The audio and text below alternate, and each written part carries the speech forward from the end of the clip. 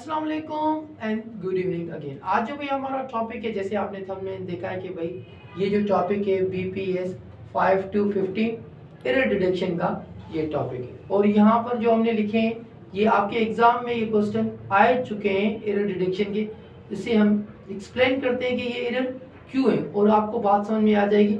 इसी तरह अगर नेक्स्ट पेपर आप करोगे तो it will help you a lot. और मैं आपकी मदद करना चाहता हूँ, तो इसलिए मैं चाहता हूँ कि सारे जो हमारे बच्चे हैं जो कैंडिडेट एग्जाम में बैठ रहे हैं वो अच्छी तरीके से डिटेक्शन को समझ जाएं और मार्क्स हासिल कर सकें। देखिए भाई पहला सेंटेंस हम देखते हैं, यहाँ पर लिखा हुआ है neither you nor your sister are wrong in this case. तो भाई सबसे पहले नाइदर देखिए, भाई नाइदर के साथ आर लगा हुआ है, ये पेयर सही है। पहले ये देखिए नाइदर के साथ क्या आता है नॉट और आइदर के साथ आता है आर। तो पहला ये देखा। उसके बाद आपने देखा एक सब्जेक्ट ये, एक सब्जेक्ट ये, दो सब्जेक्ट है। तो यहाँ पर लिखा हुआ है हमारा वर्ब आर, तो सब्जेक्ट दो है। तो यहाँ पर आप गलती कर देते हो, नाइदर नार के बाद आपको देखना पड़ता है पिछला सब्जेक्ट जिसके साथ वर्ब लगा होता है। तो अगर हमने यहाँ से देखा कि योर सिस्टर एक है तो ये सिंगुलर हो गई, तो यहाँ पर हमें क्या लिखना पड़ेगा, इज लिखना पड़ेगा। और ये हुआ हमारा एरर डिटेक्शन। तो यहाँ से और एक बात याद रखें भाई, सिंगुलर वर्ब की पहचान क्या होती है, ये बड़ी इंपॉर्टेंट है। इसके साथ एस होता है, जैसे इज, हैज, वाज और ये प्ले। इसी तरह हमारा यहाँ पर क्या हुआ, ये योर सिस्टर, तो यहाँ पर इज लग गया, तो ये सेंटेंस हमारा सही हुआ। दूसरा देखिए भाई, अगर हम दूसरी बात करें, no sooner did he see us he disappeared in the market. तो नो सूनर और उसके बाद देखिए भाई डिड आ गया। डिड तो है भाई हेल्पिंग वर्ब, डू का डिड सही है। और यहाँ पर देखिए सीज, इसने क्या किया है, इसको फिर सिंगुलर कर दिया। जैसे यहाँ पर मैंने लिखा है एस दे दिया, ये सिंगुलर। और डिड के साथ हमेशा भाई V1 आती है। V1 मतलब होती है बेस फॉर्म, तो यहाँ पर क्या आना चाहिए था, सी आना चाहिए था। तो इसी तरह यहाँ पर ये मिस्टेक हमारी हो गई। और ये जो है भाई यहाँ से इसको हमें काटना पड़ेगा और ये हमारा सेंटेंस सही हो जाएगा। पीछे देखिए भाई no sooner did he, did आ गया तो वर्ब की V1 लगती है, इन वर्ब की फर्स्ट फॉर्म लगाते हैं। और पीछे देखिए he disappeared in the market, past दोनों क्लॉज में पास्ट है, तो ये भी हमारा सेंटेंस परफेक्ट हो गया। फिर तीसरे सेंटेंस देखिए भाई, you will now begin to work from dusk to don.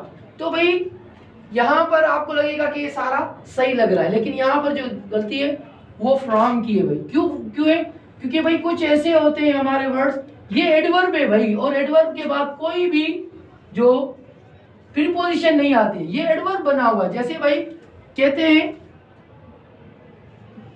एक अगर मैं तुम्हें और एडवर्ब बताऊं, जैसे यहां पर ये समझे कि इसकी ये मिस्टेक है, वो ऐसे भी देता है tooth and nail, tooth and nail. तो यहां पर भी वो विद लगा कर देगा, कुछ भी लगा कर देगा, लेकिन वो गलत है। ये हमारे होते ही एडवर्ब है और एडवर्ब ऑफ टाइम होते हैं, इसीलिए इसके साथ कोई भी प्रीपोजिशन नहीं लगती है। ये आपको चेक करता है एडवर्ब की तरफ। देखिए भाई 5 sentence, I meet one of my best teacher, यहाँ तो सही है, टुडे इन द हॉल। तो इसमें अगर हम एरर की बात करें तो इसमें जो एरर है भाई वो यहाँ पर वो ये एरर है, ये एडवर्ब की सीक्वेंस होती है। एडवर्ब की सीक्वेंस क्या होती है भाई, पहले होता है एम, फिर होता है पी, फिर होता है टी।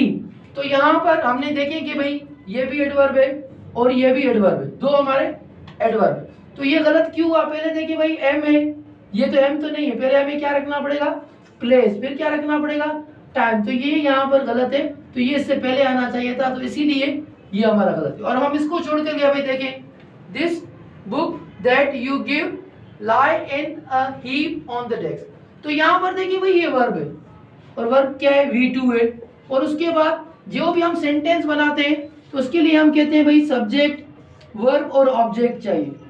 और ऑब्जेक्ट किस तरह बनता है भाई, या तो V के साथ ING से बनता है या टू से हमारा वो ऑब्जेक्ट चाहिए। तो यहाँ पर देखें ये एक तो वर्ब है, ये गिव लिखा हुआ है, तो इसको यहाँ पे काटना पड़ेगा और इसमें लिखना पड़ेगा लाइन। तो ये इंक फॉर्म से ये नाउन बन जाता है। तो क्या होता है भाई, यहाँ पर ऑब्जेक्ट में जो होता है अगर लगाते हैं वी, तो ये हमें नाउन चाहिए या हमें चाहिए प्रोनाउन। तो इसी तरह भाई हमने 5 ये सेंटेंस में एरर भी निकाले और मैंने कोशिश की आपको ये समझ में आ जाए। इंशाल्लाह ये आपको बड़ा हेल्प करेगा।